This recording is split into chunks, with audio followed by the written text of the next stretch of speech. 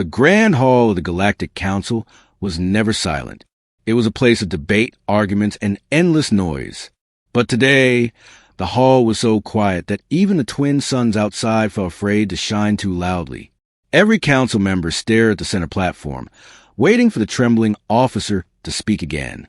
His skin, normally bright blue, had turned pale like frozen dust. High Chairwoman Ralph, leader of the council, leaned forward. "Officer Tarlon, repeat your report," she said softly, though her voice shook. Tarlon swallowed. His hands trembled as he activated the holoscreen. A broken signal flickered in the air. Static, smoke, a shout, then silence. And then he said the words that froze every mind in the chamber. "Earth has been invaded by accident." Gasps filled the hall. Some members stood. Some whispered. Others simply stared in disbelief. No one attacked Earth. Not ever. It was a small, low-tech world. No one saw it as a threat, not even enough to conquer. "Explain," Chairwoman Rowlett demanded. Tarlon took a slow breath. Exploration Fleet 9 landed on Earth 2 cycles ago. The fleet captain believed the planet had rare minerals. He also believed humans were weak. He did not ask permission from the council. "That reckless fool," one council member hissed. But Tarlon continued. "The captain sent a message soon after landing.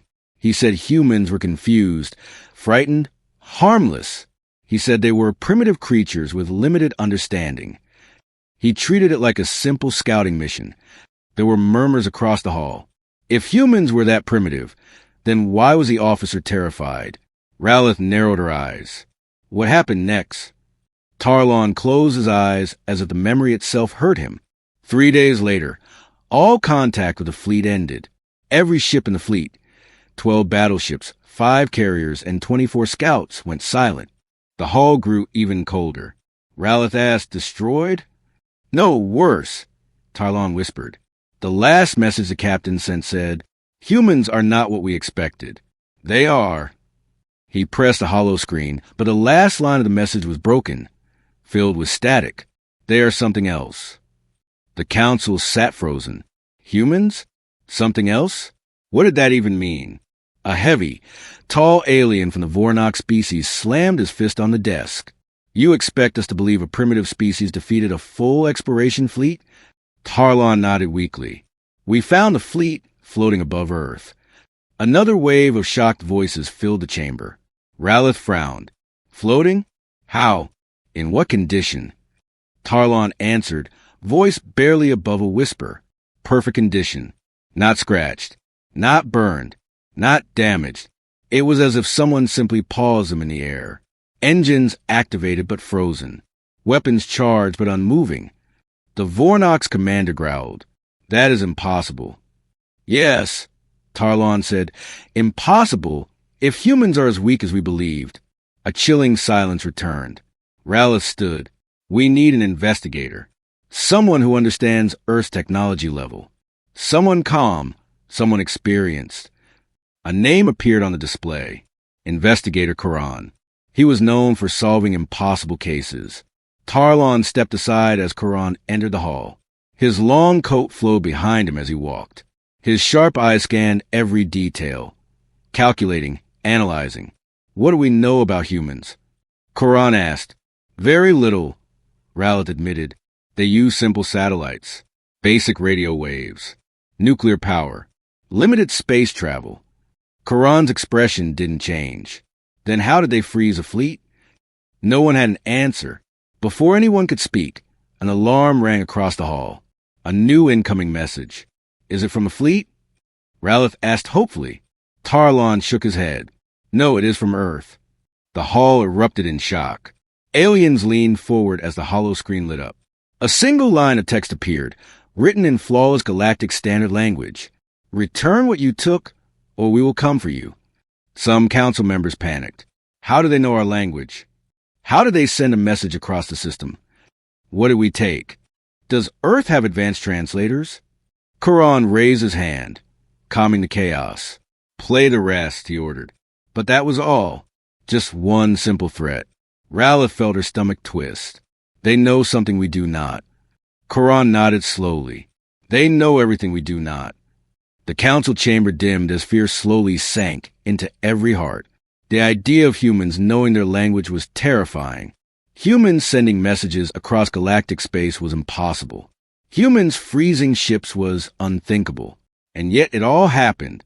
"I will travel to Earth immediately," Coron said. Ralph nodded. "Find the truth. And be careful. If humans truly have this power..." Coron finished her sentence for her. "Then we are standing before a sleeping giant." As he walked out of the council chamber, the hollow screen flickered again. Another short message appeared, this time even more frightening. "We warned your fleet. You should have listened." The council could only stare in silence. The galaxy had just learned something terrifying. Humanity was not weak. Humanity was not primitive. Humanity was watching. Investigator Coron stood alone inside his personal shuttle, watching the stars pull into long white lines as he traveled through slip space. Normally, space travel relaxed him. The quiet hum of the engines, the gentle shaking of the cabin, the soft dim lights, it always helped him think. But this time his mind stayed heavy. He kept replaying the message from Earth. "Return what you took, or we will come for you." It was not angry, not loud, not emotional. It was calm, too calm. Civilizations that could speak with such confidence were never the weak ones. Coron closed a message file and opened the data files on Earth again. He read them for the 10th time. Humans, limited space travel, basic weapons, no shields, no deep space technology, no sign of advanced AI, no interstellar communication ability. Everything pointed to a simple, primitive species. But then, how did they stop an entire fleet? How did they freeze warships without harming anyone? Coron whispered. There was no answer. The shuttle beeped softly. Approaching destination. Earth orbit. Coron straightened himself. His ship slowed as slip space ended, revealing the dark emptiness above Earth. The blue planet hung beneath him, calm, glowing, innocent. But the sight that greeted him next made his heart sink. The alien fleet, 39 giant ships, was floating in perfect formation, exactly as Tarlon had described. They were not drifting. They were not damaged. They were simply stopped, like toys placed carefully on a shelf. Engines lit, weapons armed, systems active, lifeboats untouched, frozen. His ship scanned the vessels. The result shocked him again. 0 life signs. Not dead, simply gone. "No crew aboard," Coron whispered. "Where did they go?" His screen flashed again. A warning symbol appeared. Unknown skin detected. He sat upright. Someone was scanning him. He checked the source. Not the alien ships. Not the council. Not any known faction. The scan was coming from Earth. A simple blue planet scanning. An investigator's ship built with top council technology? That alone was impossible. But the detailed report was even more frightening. The scan was reading his ship perfectly. All internal systems, the engine type, the shield frequency, his cargo, even his name. "They know who I am," Coron muttered. As if answering him, his ship's speakers came alive with a calm human voice. "Investigator Coron, your arrival is expected. Do not approach further." Coron froze. The voice was smooth, confident, emotionless, like someone who already knew everything he would do next. He tapped the console and replied carefully, "This is Coron of the Galactic Council. I come in peace. I wish to understand what happened." There was a short pause. Then the human voice returned. "You may land, but only at coordinates we provide." His screen changed. A location appeared, a small island far from all human cities. It seemed peaceful, quiet, isolated, perfect for control meetings, perfect for traps. Coron hesitated, but rejecting the invitation might look hostile. He had no choice. "Preparing for descent," he said. His shuttle slowly lowered through Earth's atmosphere. Clouds parted, revealing endless oceans and long stretches of green land. Earth looked beautiful, almost too normal for a planet that had just defeated a fleet. He wondered how many humans knew what had happened. Maybe none. Maybe all. He landed gently on the island. The area was empty except for a small landing pad and a strange energy field that scanned him again. When the door opened, a group of 5 humans waited outside. They were smaller than Quran expected, with simple clothing, calm faces, and relaxed hands. They looked harmless, but there was something strange about them, something in their eyes, a quiet confidence, a knowing look, as if they were not afraid at all. The human in front stepped forward, a woman with short hair and steady eyes. "Welcome to Earth, Investigator Quran," she said. Quran bowed slightly. "Thank you for allowing me to land. I come with peaceful intentions." "We know," she replied. Quran glanced around. "Where is your security? Your soldiers? Your guards?" The humans exchanged amused looks. "We do not need guards," she said softly. Quran's heart beat faster. That confidence again. He decided to test them. "Your planet recently captured my people's fleet. I need to understand how." The woman nodded. "You will understand. But first, you must see where your people are." Quran stiffened. "They are alive?" "Yes," she said calmly. "Alive and safe." That was both relief and warning. The humans gestured for him to follow. They led him down a narrow path, surrounded by thick green forest. The air smelled clean, fresh, untouched. Birds sang somewhere in the trees. Everything looked peaceful, but Quran felt watched. Every step felt observed. Even the leaves seemed to listen. Finally, they reached a tall metal door hidden in a cliffside. It opened silently. Bright white light spilled out. Inside, Quran saw something that stole all words from his mind. Rows and rows of alien crew members, his people, were lying peacefully in suspended pods, unharmed, sleeping, frozen in time. The human woman spoke softly behind him. "We do not kill," she said, "but we protect ourselves." Quran stared at the sleeping bodies. "How? How did you do this?" he whispered. The humans looked at him with calm, serious eyes. "We hid our true power for a very long time." The humans guided Quran deeper into the underground facility. The air was cold, clean, and strangely silent. The sleeping alien crew members rested inside clear pods, each one glowing with soft blue light. None were harmed, none were injured, only held still, as if time had paused around them. Quran had seen many advanced species across the galaxy. He had studied star empires, ancient ruins, lost technologies. But never had he seen something so carefully designed, so controlled, so precise. "How long had they been like this?" he asked quietly. "Since the day they tried to invade," the lead human woman replied. Quran touched one of the pods, inspecting the surface. No seams, no control panel, no power cables. It was impossible. "How do you even keep them alive?" Quran whispered. The woman smiled faintly. "We do not keep them alive. The pod does." "And what powers a pod?" "Something you are not ready to understand." Quran turned sharply toward her. That sentence, those exact words, were the same thing ancient beings used to say when speaking to younger races. You speak like a species far older than your technology suggests." "We speak like a species that learned to hide," she replied calmly. "Hide? From what?" Before Quran could ask, she gestured toward a door at the far end of the chamber. "Come," she said. "It is time to talk." The door opened into a simple round room with a single table and 6 chairs. The design was clean, almost minimalist. White walls, smooth floor, soft lights. Nothing looked alien. Nothing looked dangerous. But the room was too perfect. Quran sat while the 5 humans took seats opposite him. None acted nervous. None acted hostile. They looked at him like a teacher, watching a curious student. The woman spoke first. "You want to know how we stop your fleet?" Quran nodded. "Yes, your planet should not have this power." "It doesn't," she said. "At least, not in the way you think." Another human, a tall man with calm eyes, leaned forward. "We did not destroy your ships. We did not attack your people.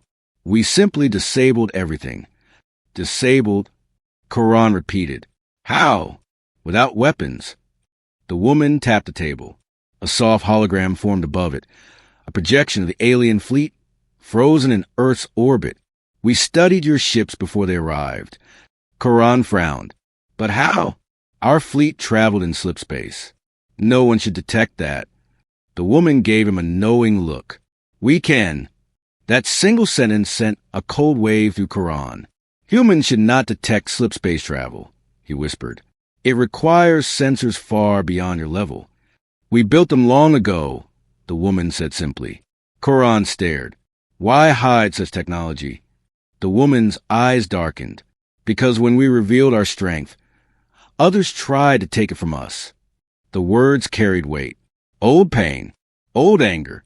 Another human added softly. We learned it was safer if the galaxy thought we were weak. Quran felt his chest tighten. So the peaceful-looking planet was not weak at all. It was pretending. He tried to gather his thoughts. You hacked our ships, he said finally. That is how you froze them. The humans exchanged a small smile. Hacked, the tall man repeated. That word feels too simple. What do you mean? Quran asked. The man projected another hologram, this time of human computers. Old screens, keyboards, wires, simple machines. We use these, he said. Quran blinked. These are ancient devices. Yes, the man said.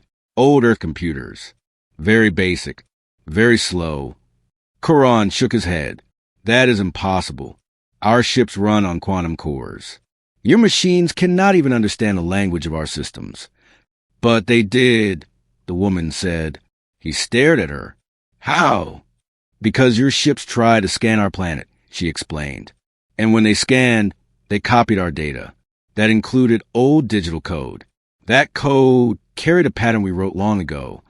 A trap, Quran realized. Yes, she said. A silent trap, hidden in our oldest technology. Something no one would ever suspect. Quran leaned back slowly.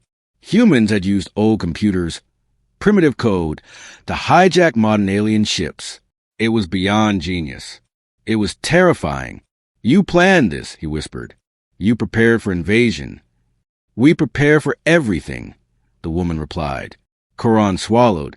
What happened to the fleet after you froze them? We moved the crew here, she said. We wanted them safe. And the ships? We left them in orbit, she answered calmly, to show you what we can do without violence. No violence. Yet the message was loud. Quran took a slow breath. Then why send the threat? Return what you took. What did the council take from you? The woman looked at him for a long moment. You will learn soon, she said softly. But first, you must see what humans truly are. Quran felt the room grow colder. And what are humans? He asked carefully. The woman stood and walked to the door. Not weak, she said. Not simple. Not what you think. She opened the door.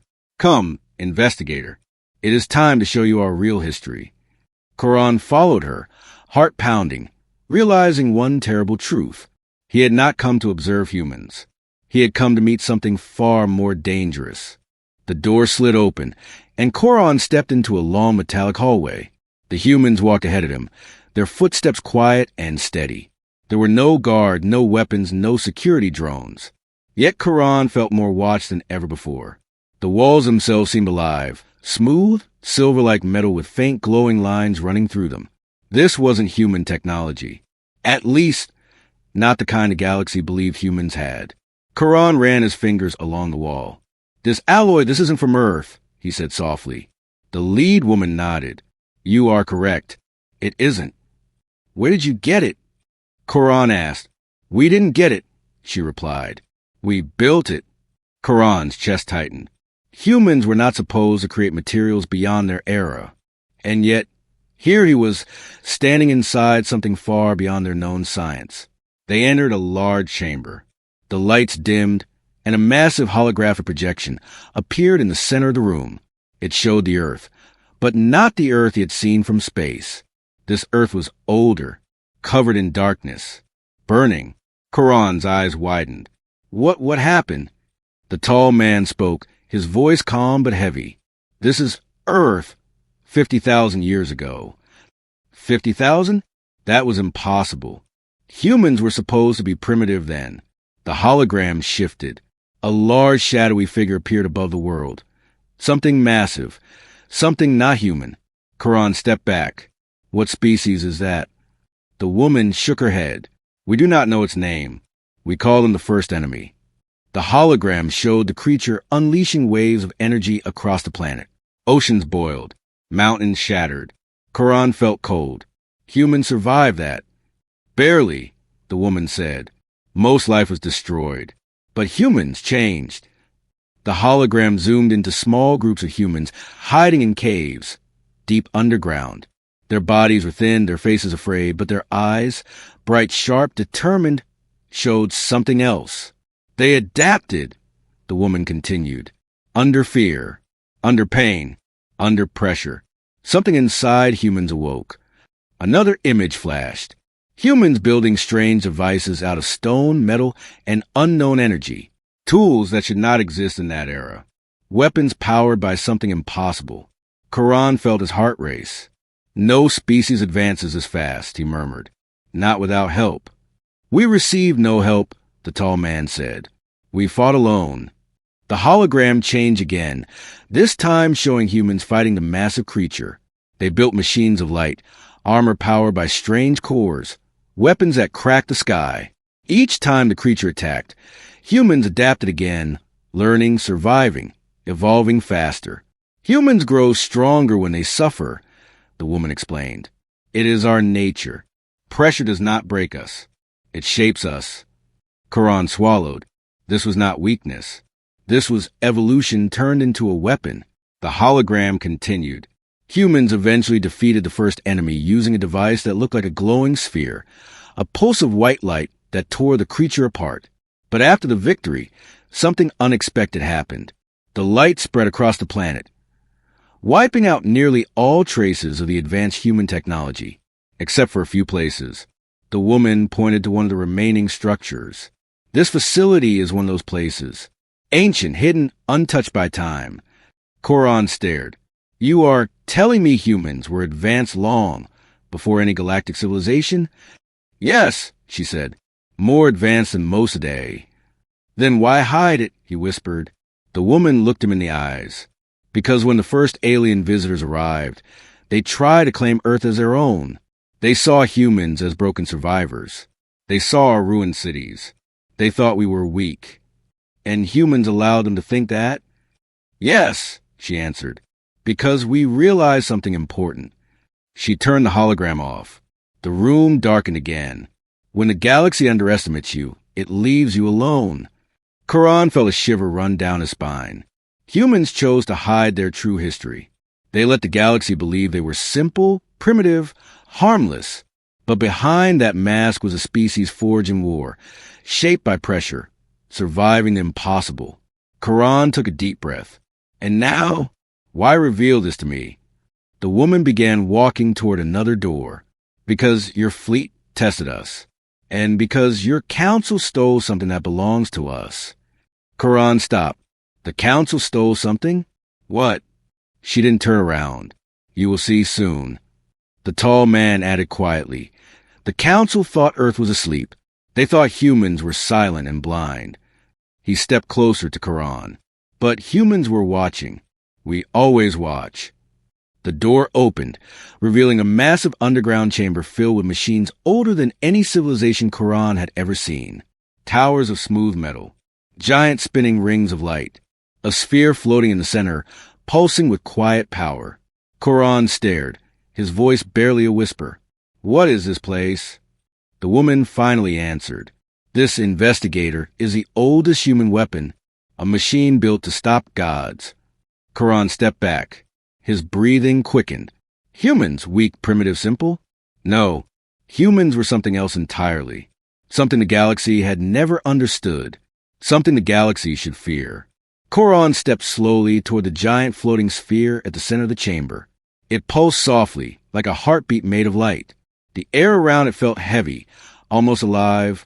Every instinct inside him whispered danger. The human stood calmly behind him, as if the ancient machine was nothing more than old furniture. What does this machine do? Quran asked. The woman replied, It adapts. It learns. It changes itself to match any threat, just like humans. Quran glanced at her sharply. You are comparing your species to a weapon? No, she said calmly. We are saying the weapon was built based on us. The words hit him like cold wind. He pointed at the sphere. This machine is older than recorded human history. Recorded history, she repeated, not real history. The tall man added, many parts of human history were lost after the first enemy. Our early civilizations were wiped out. Only ruins remained. Only stories. Only instincts. Quran frowned. Instincts. The woman nodded. Human instincts are old, older than any written language, older than any alien record. Fear, survival, adaptation, rapid learning, these are not accidents. They are memories of the war we fought long before the galaxy knew us. She walked around the sphere, her hand brushing the air near it. Humans are not fast, not strong, not armored. Many species in the galaxy are stronger. Many are smarter. Many are bigger. Quran tilted his head. Then what makes humans dangerous? The woman stopped. She looked directly at him. We grow. Quran blinked. Grow? Yes, she said softly. When a human fails, they learn. When they are hurt, they adapt. When they are pushed, they become stronger. Pressure does not break humans. Pressure makes humans evolve. Quran swallowed. Now the message from the fleet made sense. Humans are not what we expected. The tall man stepped forward. We watched your exploration ships. They scanned our world. They read our signals. They opened channels to our networks. And through those tiny channels, we learned. Quran stared in disbelief. You hacked our systems using instinct? Instinct and memory, the man replied. This machine, he pointed at the sphere, stores fragments of knowledge from the ancient human war. Old tricks, old codes, old traps. Quran felt the truth settling like a stone inside him. You were preparing for another attack, he said quietly. The woman nodded. We always prepare. The universe is full of things stronger than us. That is why we must keep growing. But your people look peaceful, Quran whispered. Calm, kind, even weak.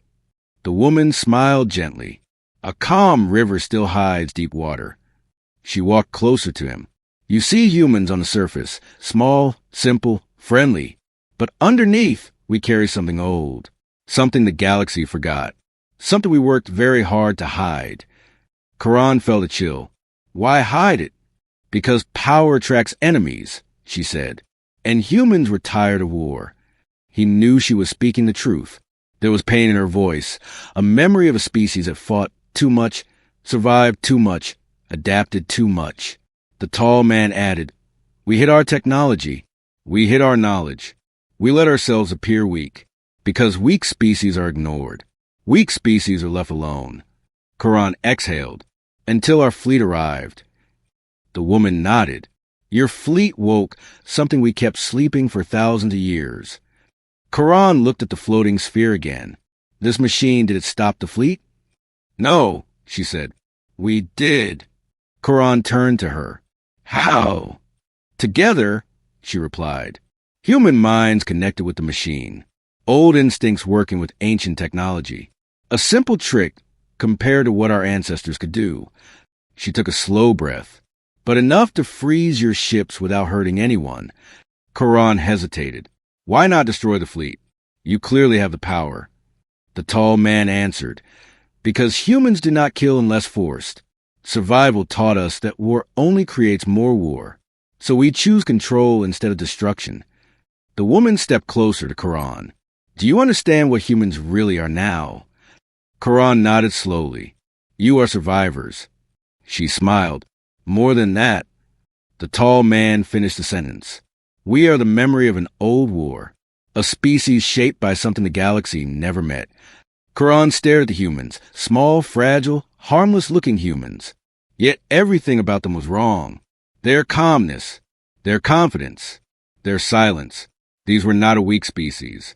These were predators pretending to be prey. Quran felt a cold truth settle in his heart.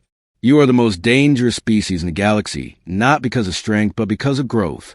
The woman nodded softly. Exactly. Then she turned away and walked toward another door. And now, she said, it is time to tell you what your council took from us. Quran stiffened. What did they take? She stopped at the door's edge. A piece of our past, she whispered. A piece of the war we fought. Something your council does not understand. The door opened. Inside was a single small object floating in a glass container, glowing like fire. The woman's voice dropped to a whisper.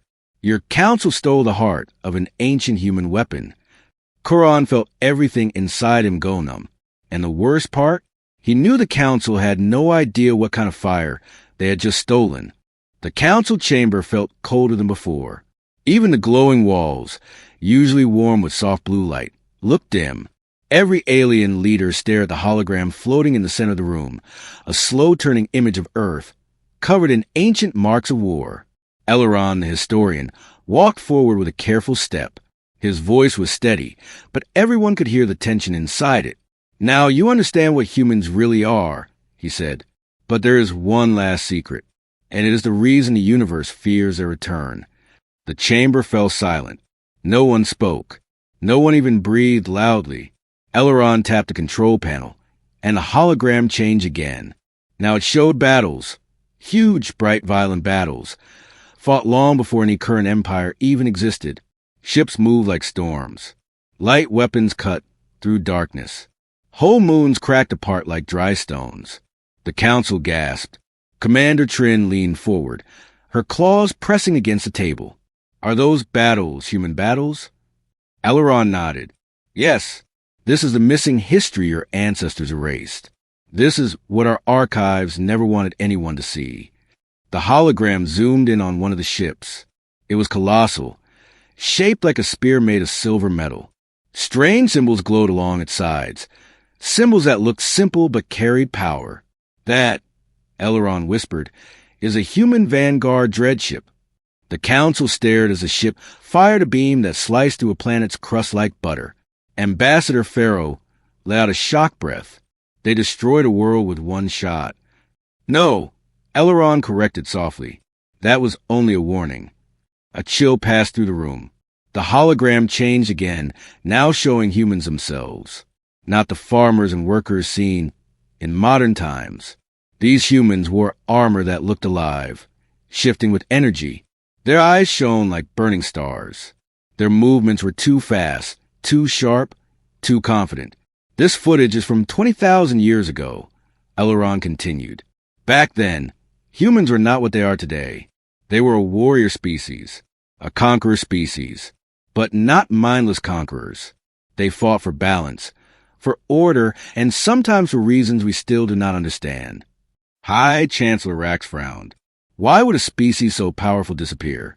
Why hide? Why erase themselves? Eleron looked at the floor for a moment. Then he said quietly, because they lost. The room shook, not from movement, but from disbelief. Commander Trin blinked. Lost? Against who? Against what? Eleron raised his hand, and the hologram shifted once more. This time the projection showed a dark, enormous shape drifting through space. It was bigger than any ship seen in the battles before. Its body looked like a mixture of metal and shadow. Massive tendrils stretched out from its core. The entire council recoiled. What is that thing? Someone whispered. Eleron's voice was barely above a breath. The Voidborn. Everyone shivered. Even the bravest soldiers in the council felt their hearts freeze for a moment. The Voidborn were not a myth. They were the most dangerous creatures ever recorded in ancient stories. A species born in dead stars, feeding on energy, thought, even life itself. The humans fought them, Eleron said. Humans were the only force powerful enough to stand against the Voidborn, and even they were pushed to the edge of extinction. The hologram showed a final scene, a last stand above a dying sun. A fleet of human ships, broken but determined. A final attack. A sun collapsing under controlled detonation. A shockwave ripping through space. The Voidborn presence vanished. The humans vanished with it. Eleron paused, letting the images fade. That is why humanity fell he said softly. They sacrificed everything to stop the Voidborn. Their empire disappeared. Their technology vanished. Their memories faded. Their species returned to a primitive state and started again. Silence. No one could speak. Now the council understood why the planet seemed strange, why humans were stronger than expected, why they carried echoes of forgotten power. Ambassador Pharaoh finally found his voice. So, humans are survivors of a war that almost destroyed a universe. Yes, Elrond said, and they do not remember it, but their instincts remain, their strength remains, their potential remains. Commander Trin swallowed, and we invaded them. The truth hit everyone at once. Not only had they attacked Earth, they had attacked the descendants of the only species that ever fought the Voidborn and lived. The chamber filled with anxiety. What if humans remember? Someone whispered. What if their old power returns? What if they think we are enemies now? Elrond raised his hands to quiet them. Panic will not help us, he said. But understand this. Humanity is not what we thought. They are not harmless. They are not weak. They are not simple. He looked at each council member in turn. If humans learn the truth of their past, the universe will change forever. A low voice came from the back of the room. It was Chancellor Rax. His eyes were dark with worry. Then we must decide, he said slowly. Will we treat them as allies, or will we prepare for something far worse? The council did not answer, because for the first time in thousands of years, they were afraid. The council chamber felt tighter than ever before. The air was heavy, like a storm waiting to break. Every alien leader sat in silence, each one trying to understand the danger they faced and the mistake they had already made. They had invaded Earth. They had attacked humans. They had provoked the one species the universe should never provoke. High Chancellor Rax stood at the center, his hands folded tightly behind his back. His voice, usually calm and powerful, sounded uncertain. We must decide our next step, he said, but choose carefully. The future of our entire alliance depends on it. The lights dimmed again as the central hologram activated, showing images of Earth, the forests, oceans, mountains, and then the cities where humans now lived. Ordinary people, ordinary lives, ordinary routines. But the council knew better now. They were not ordinary. Commander Trin rubbed her forehead. We attacked a race that once stopped the Voidborn. If they learn the truth, they will never trust us. Ambassador Pharaoh spoke quietly. If they discover we invaded them first, they may see us as a new threat. A murmur spread through the chamber. Fear, guilt, and confusion mixed in every voice. Elrond, the historian, stepped forward once more. His robes brushed softly against the floor. There is something important you must understand, he said. Humans may be powerful, but they are not cruel. They fought the Voidborn to protect the universe, not to rule it. Chancellor Rax raised an eyebrow. And yet their old instincts could return. We saw what they once did. Elrond nodded. Yes, but they changed over time. They became builders, explorers, dreamers. Their old memories were lost. Their hearts became softer. Commander Trin leaned forward, until we arrived with guns and warships. No one spoke after that. Elrond sighed. We made a mistake, but mistakes can be corrected.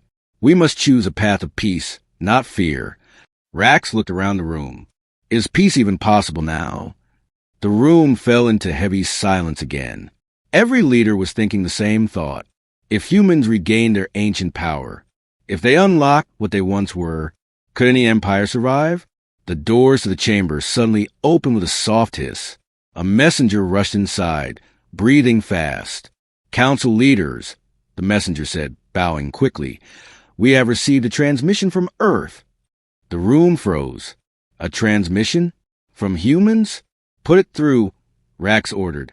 The hologram flickered, then shifted into a live video feed. A human stood there, calm, steady, and serious. He wore no armor, no weapon, only simple clothing. But his eyes made the council sit straighter. They were bright, sharp, focused. Something old flickered behind them. Greetings, the human said. His voice carried a smooth, controlled tone. We detected your ships near our orbit. We noticed your probes. And we found traces of your landing teams on our soil.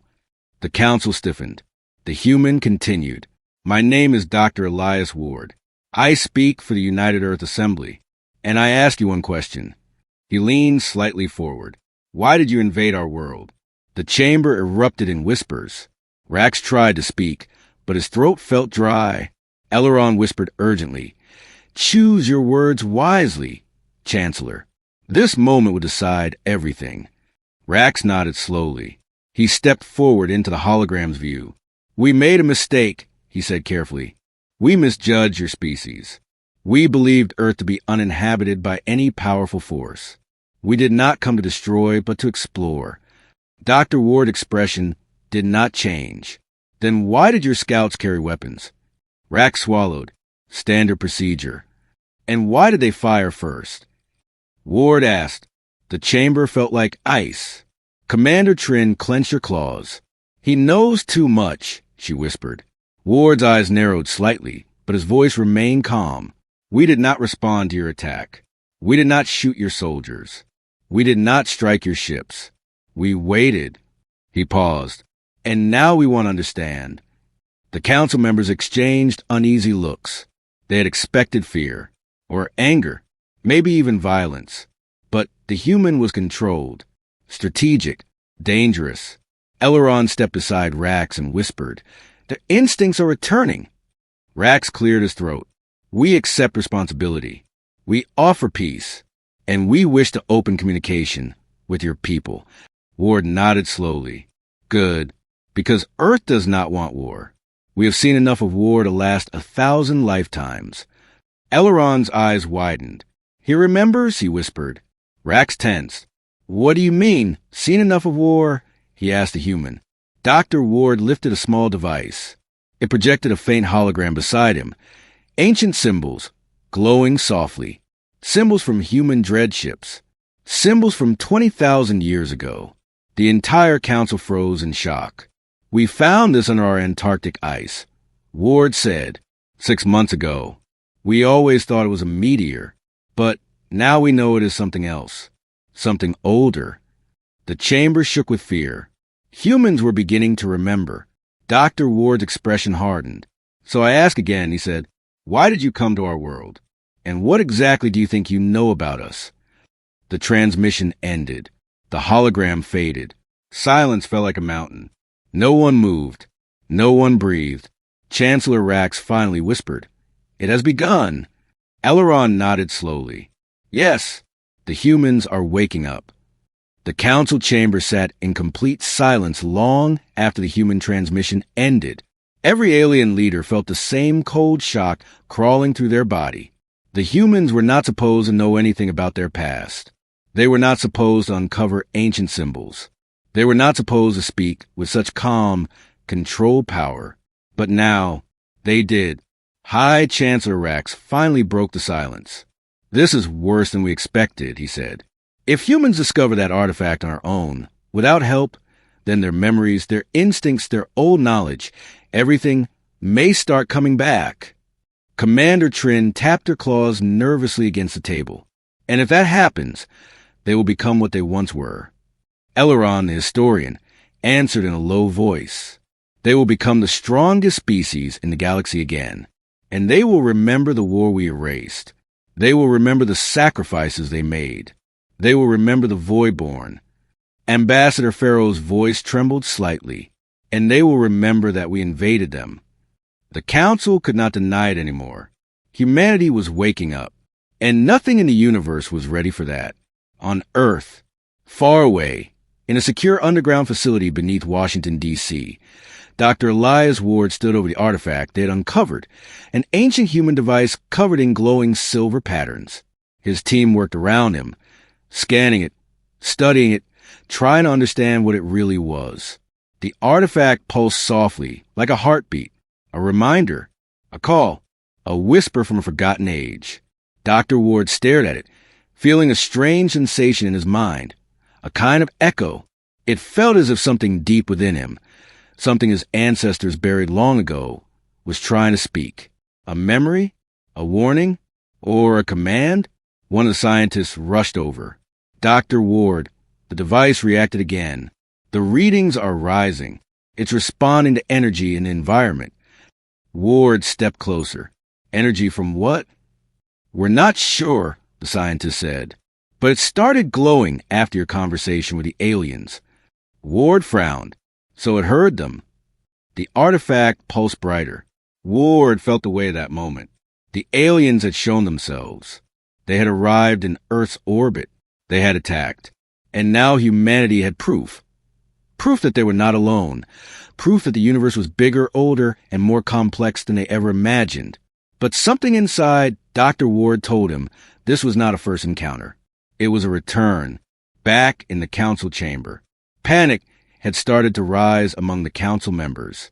We must prepare our fleets, one shouted. We should evacuate systems near Earth, another cried. We should hide, someone whispered. Rax slammed his fist against the table. Enough! The chamber fell silent once more. We cannot act out of fear. Humans are not our enemy unless we make them one. We must understand what their awakening means. Elrond nodded. Their ancestors locked away their own power. They sealed their weapons, their memories, and their history so that the galaxy could rebuild in peace. Commander Trin added nervously. But if the Voidborn ever returned... Exactly, Elrond said. Humans would need to awaken again. That was the plan thousands of years ago. Their power would return when the universe needed them. Ambassador Pharaoh whispered. Are you saying we might have triggered their awakening? Elrond didn't answer. He didn't have to. Everyone already knew. The artifact reacts. In the Earth facility, alarms suddenly began to ring. Scientists rushed between screens, shouting numbers and warnings.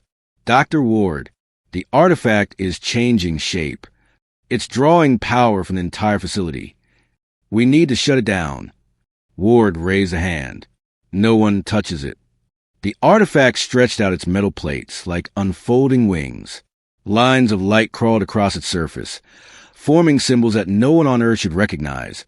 But Ward somehow felt he understood. Ancient human language. A language made of thought. A language used before the old war. The artifact projected a hologram, an image of a galaxy, but not the galaxy of today. It was the galaxy of long ago.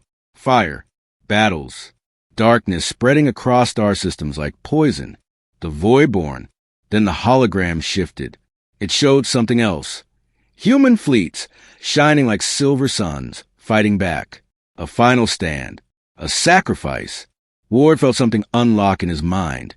Something small but powerful. A distant memory, like a dream. He whispered, "We fought them." A scientist looked at him in shock. "Sir," Ward touched the artifact gently. "We have been fighting for far longer than anyone knows. And we lost everything to save everyone else." The artifact pulsed again, louder, brighter, then projected one final message. They have returned. Ward's heart froze. Who? The scientist asked. Ward swallowed hard. The Voidborn. The council realizes a disaster. Back in the council chamber, the lights suddenly flickered. Warning alarms echoed through the building. Screens turned red. Emergency signals blared. Rax stared at the data appearing in front of him. "What is happening?" he demanded. A guard stumbled into the chamber. His voice shook. "Chancellor, we detected something approaching the outer rim." Rax felt his stomach twist. "How many ships?"